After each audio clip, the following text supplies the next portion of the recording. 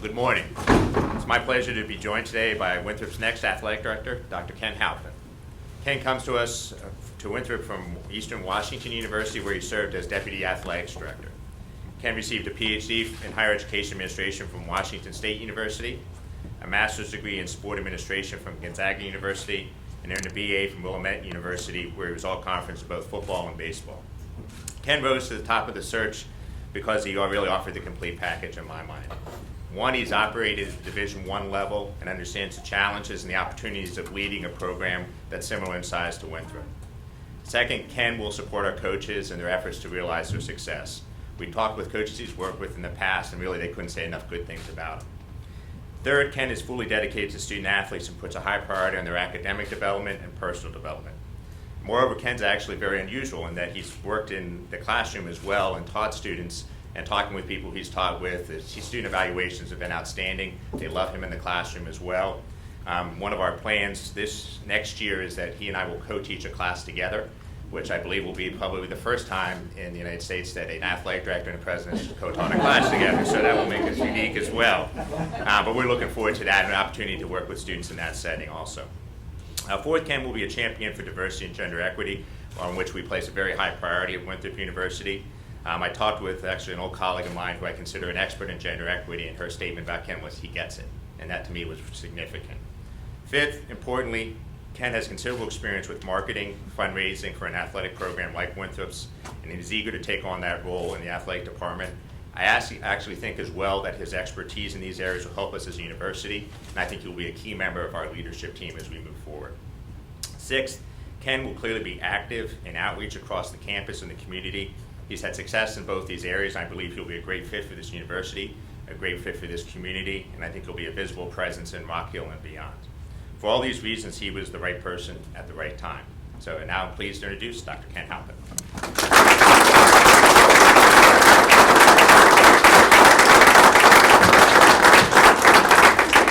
All right, thank you very much. I can't tell you how excited I am to be here right now. And just, comments like first in the United States maybe to do something, stuff like that just gets me excited. So thank you for that. The first thank you I have to say is to my beautiful wife, Amber. So she literally just pulled in about 15 minutes ago on a flight that originated in Anchorage, Alaska. And so I don't know if you do the math quickly from a geographic standpoint, but you can't make that flight without a red eye. And so thank you very much for that.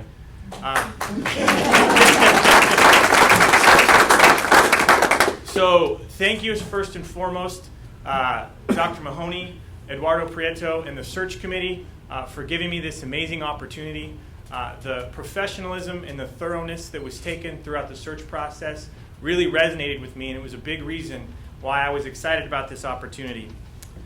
On June 2nd, 2006 in Ashland, Oregon, Amber and I actually got married. And just a few weeks later, that following July, we packed up everything we owned and we moved to a new state from Oregon up to Spokane, Washington, where we didn't know anybody. And we began embarking on a career goal that we had together, and that was to become an athletic director. And so now, next Thursday, June 2nd, 2016, we're actually going to have our 10th wedding anniversary. And just a few weeks later, we're going to pack up everything we own, and this time, we're going to move to a new time zone where we actually get to fulfill that goal. We get to fulfill that goal of being an athletic director in a community that really supports athletics, and it's something we are so excited about to do and embark on together. There's a lot of great things about this opportunity here at Winthrop that have me excited, and just to name a quick few, first and foremost, I cannot say enough about the amazing work that's been done by Tom Hickman over the last 20 years.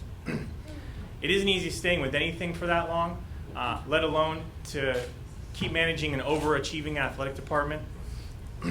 The foundation that Tom has built is incredible. The facilities here are truly first class. The people here are of the highest quality. And the student athletes, past and present, that Winthrop has had over the last 20 years has turned it into a brand that I'm really proud to come and be a part of. And so really can't say enough about the foundation that's been built here by Tom and his time here. I also am just so amazed by the people in this community. Amber and I have been completely overwhelmed by the outpouring, and I mean it the word outpouring of welcome and congratulations from the community here. It's been amazing how excited people are, and it's something that we're excited to come be a part of. We can't wait to come start our new lives here in Rock Hill and start a new chapter in our lives together at Winthrop University. Another thing I have to mention, commenting on what Dr. Mahoney mentioned about co-teaching a class, I can't tell you what a strength it is at a university and athletic department, selfishly, to have a president whose background in research is in sport management. So while I was working on my dissertation, working on my PhD at Washington State University, one of the foundational researchers on my building the theoretical framework for my dissertation was actually research done by Dr. Mahoney in donor motivation in college athletics. And it's something I use to build the constructs in my dissertation. Those are some things that I'm excited to come actually bring into practice here at Winthrop University. And so just having that piece of it is something I think that's really unique, and it makes this just an incredible opportunity. And I could talk a lot more about the long list of things that really excite us to be here, but I just want to reiterate, my wife and I have talked at length, and she's gotten the question, man, South Carolina, that's not anything like the Pacific Northwest. But really, this is something we've worked on together. When we got married, we had nothing. I had, nobody wanted to hire me because I hadn't done anything. I still had some degrees to work on, and we've come through all of it together. And so it's our entire family, we feel like, that gets this opportunity. So moving forward, there's a lot to do. I want to make sure and state that my intention is to hit the ground running immediately. The biggest step that I need to take is to learn everything I can about this community, this institution, and this department. The only way I can do that is by sitting down and listening to the people that have been a part of it all of these years. And so I've already reached out and connected with each of the head coaches, and I'm going to continue to do everything I can to meet face-to-face with as many people in this community when I get here. And that's going to include staff and faculty. That's going to include community members. It's going to include key alumni, donors, season ticket holders. But most importantly, it's going to include feedback from student athletes in the student body. And it's the things that they're going to say that's going to provide the ingredients for a strategic direction for the next 20 years in Winthrop athletics. So with that, wanted to be short and sweet. Thank you guys so much. I really thought the first time I got a chance to speak at a press conference to become an athletic director, it would either be a room of people I knew or just a room of one or two. And so this is just amazing. This is an amazing outpouring. Really appreciate everything about this opportunity. And with that, I'll take any questions anybody has. Yeah. What's the course you two are going to teach? So I think it was an ethics and sport class, but History and current issues in college athletics. So Okay. he's got some flexibility, and obviously his expertise in the current issues. I've probably been out long enough. I know the history part. yeah, current and recently current issues, I guess. You mentioned you spoke with some of the coaches so far. Some of the conversations maybe you've had with them. Yeah, and it was started with, the announcement came out publicly, and I had, probably 10,000 phone calls, tweets, emails, and Facebook, messages within the first, 30 seconds. So we played a lot of phone tag with a lot of the coaches, but really it was mostly an introduction, and it was important for me to reach out and make sure that each of them heard from me how excited I am to be here, how excited I am to be a part of Winthrop University athletics, and just start a dialogue, if that makes sense. When I get here, I want to make sure and create some structured opportunity to meet face-to-face with everybody. But that was really the initial piece. And what I can say, two things. There's not a single person I've spoken to who hasn't said, here's my cell number, call me if you need anything at all. Here's my, for a lot of the male staff, here's my wife's phone number if your wife needs it. I mean, just so much support. And the other thing is, I think every person I've talked to has a child or a grandchild the same age as one of my kids. So there's a weird parallel with all the kid part of it. So.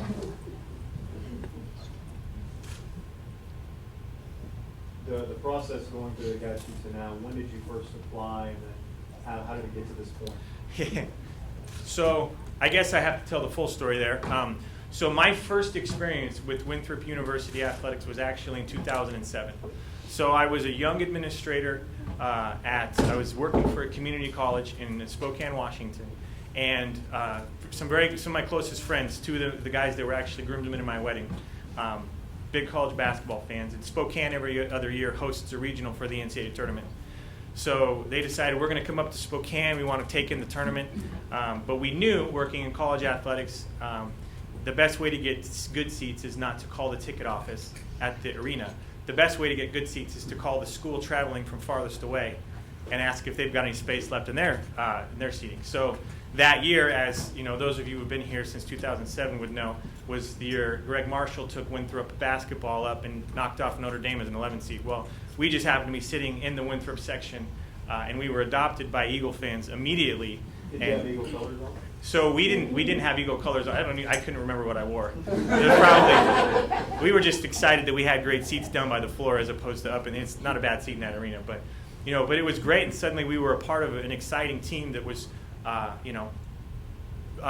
basically an upset Cinderella opportunity. And then the fun part was, so my wife is actually from Corvallis, Oregon, and that's Oregon State Beaver country. And so our family, all of my in-laws are all Beaver fans. Well, that next round, Winthrop played Oregon. And so while my two buddies were Oregon fans sitting in the Winthrop section, I couldn't be happier for every bucket scored by Winthrop University. So anyways, with that really started my kind of connection, my understanding, and I always paid attention and understood what Winthrop was doing. And then from there, I went through my graduate courses, I went through my doctorate program. I worked on several things from a professional development standpoint at Eastern. I was fortunate to have some accomplishments come well for our team, and so that I could advance. I got a chance to be a part of the NCAA's Pathway program, which is an athletic director professional development experience. So I got to do all these things, and then really there were some projects at Eastern that I had initiated that I knew had a multi-year life cycle, and I wanted those projects to come to completion before I knew I'd be ready to start looking at a chance to take the next step in my career and become an athletic director.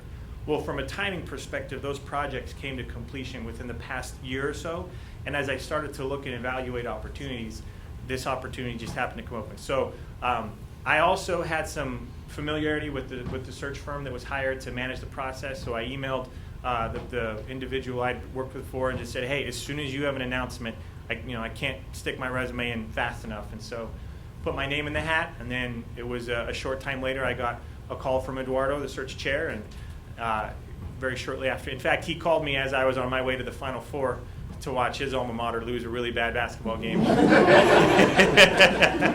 But next weekend I was on a plane for an interview in Charlotte, and then continued from there. So.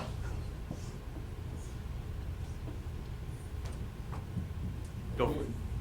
There are a number of academic administrators here. Absolutely. So perhaps you'd like to address just briefly your the work that you've done on the academic side of the house. Absolutely. And so one thing, and I was so grateful that Dr. Mahoney actually not only, I didn't have to ask if there would be a willingness to allow me to teach. He actually asked me if I would be interested in continuing to teach. So that's a piece that's always been really important to me. And I felt that as an administrator, I can be more impactful if I also have an opportunity to experience the classroom, and then my teaching outlet can be more valuable to the student because of my practical experience. And then so some other things that I've been working on as an example is I'm a firm believer in the world of bridge building in relationships. It's great to spend time talking to people. It's great to work, get to know people, have lunch, coffee. But the best way to build trust with people is to find reasons to work on projects with them. And so I've been a part of a number of things I'm really proud of at Eastern Washington, where I've actually reached out and initiated some fun, unique projects with the admissions office, with other offices on campus. And so one example I've been working on, and it's something I think would be exciting to try and work on here, is I've actually been working with the dean of our business school at Eastern Washington on a unique program that's specific to sport revenue from an MBA perspective, and actually been trying to help write some curriculum. So I actually have in my hip pocket that they probably don't know it yet unless they're watching right now. I get to bring with me, but some unique curriculum opportunities that we were building together, so that once we got a great package put together, we could go sit down with the provost and then talk about a new academic program that could then also tie to support some revenue opportunities for the athletic department. So it's just an example of some things that I get excited about, those unique things, because I know that I would be shocked if anyone else in the country was working on something like that. And those are that's a theme that I get excited to talk about, is what are some things that no one else is doing that we can be a part of here. So that's something I think Winthrop offers a lot of opportunity to do. So. How do you hope to build up all the sports teams in the area? We have tons of sports in Rockville, we've got all these professional teams in Absolutely. Charlotte. Do you have any ideas of? Well, one of the things I think about just from an idea perspective, and that's what's great about bridge building and working with people, is I bet money there's probably 1,500 really, really good ideas just sitting in this room right now. And so if you spend time talking one-on-one, a lot of those ideas might present themselves, and then the real work comes in executing those ideas. But what's not lost on me is, and that's another thing I've heard probably 15 times since through the interview process, is what a strong sporting community Rock Hill is. From what's happening on with the BMX competitions just down the road, everything that's going on in Knowledge Park. Obviously, high school football is a big deal here. All the high school sports, the youth sports. There's an amazing youth soccer facility that trumps anything I've ever seen in Spokane, Washington, just down the road. And so what I do know is there's probably not going to be much resistance in sitting down and having a discussion about what type of partnership opportunities or what type of synergies can come from the really enhanced sporting community and what we do as Division I college athletic department, right in the center, right in the heart of Rock Hill. And I have to believe, hope to believe that that's going to also lend itself to a lot more support for our athletic department if I can actually spend time connecting those dots face to face, which is, if I ever can have a conversation face to face, I always try and do it that way. So. I'm interested in your what we were talking about with social media. Uh-huh. As far as not just being like a billboard, but being more interactive. So, are you using like these long plane rides to work on hashtags or? No. It's and I from a social media perspective specifically, I wouldn't consider myself a social media expert, but I have philosophical things that we've developed at Eastern that we're very passionate about.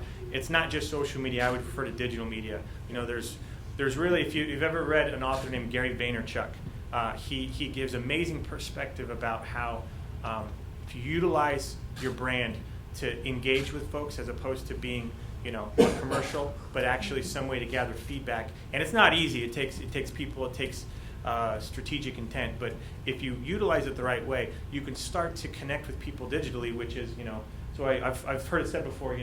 My children's generation might be the first generation whose entire life will be documented online. There's a lot of us that can't say there's, our birth certificates were hard paper, but everything that they've been in their life has been digitally archived in some way. And so the digital approach to connection is something that I believe is to be embraced. So if you examples at Eastern Washington, if you were to go to the goeags.com website, there's some things about our website as an experience that are very intentional about what it speaks to the user. And so first and foremost, if you were to go to goeags.com right now, the first thing you'll see is just an image of a student athlete and a quote about their experience. And it's a rotating image, but that's first and foremost to demonstrate not only to the viewer but to our department the core of who we are as an athletic department, and that's our student athlete. And if you remove that ingredient, there's no reason for the rest of us in the athletic department to be here. And then as you go into any of the team pages, what you'll see is, so if you were to go to Eastern Washington University track and field homepage, what we've done is we've worked with our website provider, Sidearm Sports, who happens to be the same website provider here at Winthrop. And we've implemented an aggregation tool to aggregate the feeds from multiple social media outlets like Instagram, Facebook, any recent press releases. And so that way, what we've done is we've empowered our track and field coaches to just simply post a tweet or a picture on Instagram from their account that's going to automatically populate on their homepage. And so what we've done is we've empowered our head coaches to give real-time content, what Gary Vaynerchuk would call native content, that's easily accessible from a recruit, from a fan, from anybody that wants to see what Eagle, track and field is all about.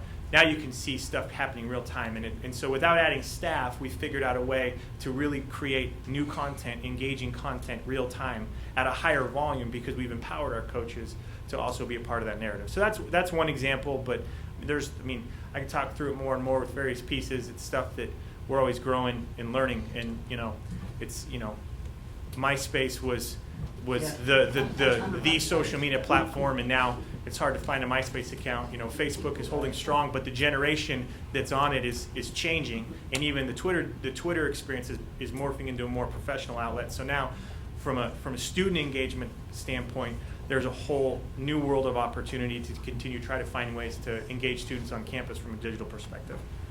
So. What's your first day going to be like on the job? Hopefully I've got 5 meetings pre-scheduled 3 weeks before I get here. I'm trying to hammer out as many phone calls as I can now to get perspective, to get understanding. But I personally don't believe there's any type of a buffer period. You know, I don't come down here thinking that I've got all the answers for everything. I really truly believe a lot of the answers and a lot of the opportunities are already here. It's going to take time to collect them from everybody here in a very thorough but committed approach, and then try and gather those into something very strategic that aims at what the next 5 years, what the next 10 years can look like. But my hope is to work the few weeks prior to actually slot in my first couple weeks of meetings immediately, so that July 11th, 8 a.m., I'm meeting with somebody talking about our athletic department and what we can start doing moving forward. So, Ken, you mentioned high school football and how big it is. Obviously, I'm sure you've heard the question in football. That's a big thing. Yep. It's going on, multi-year discussion. Where do you feel, being from the school of high football, what do you feel you can offer to that ongoing discussion that's going on?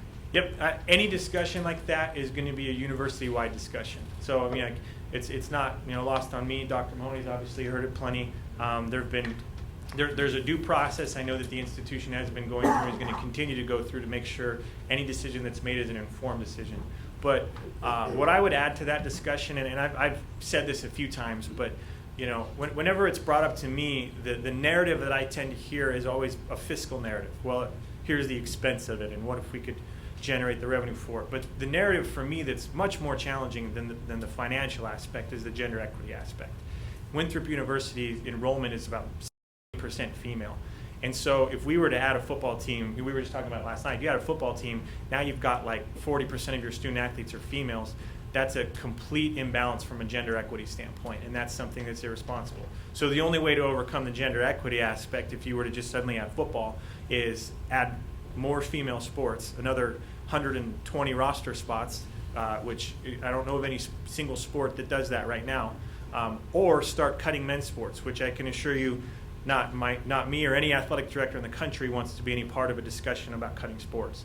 And so there's a process coming along. I do know I can answer questions about it as well as anybody, because I know the cost, I know the travel cost, I know the opportunity and the drawbacks to it.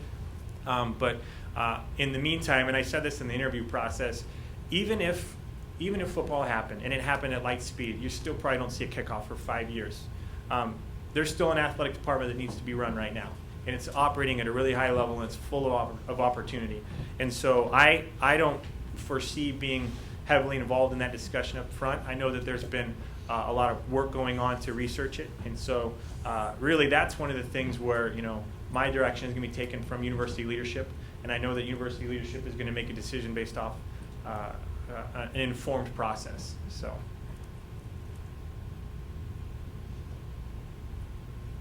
Any other questions? You guys made it way too easy. All right.